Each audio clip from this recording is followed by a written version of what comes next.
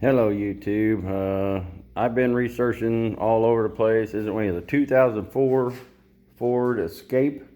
It's my woman's car. It broke down. I pulled it in here. I changed the water pump, and all of a sudden now no crank, no start. That's what I want to put on the internet. No crank, no start.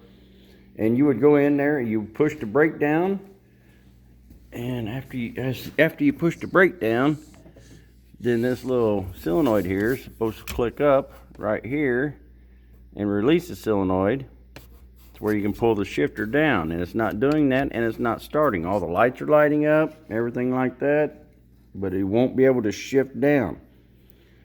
Well, anyway, it's called a transmission range sensor.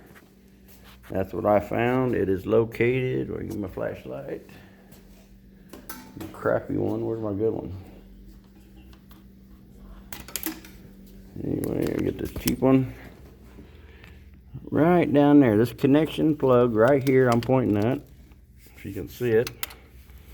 Little plug right here that plugs into that sensor up underneath all this housing. Whoever ever made this piece of crap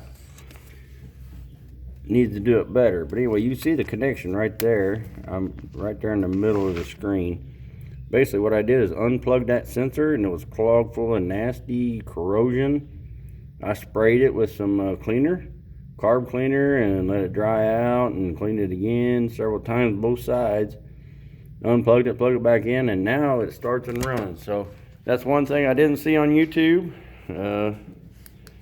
That hopefully it'll help somebody else, because I sure as hell didn't know. So anyway, if that helps, let me know. Fast and sweet, not that 10-minute jargle crap people just talk and talk and talk. Have a good day.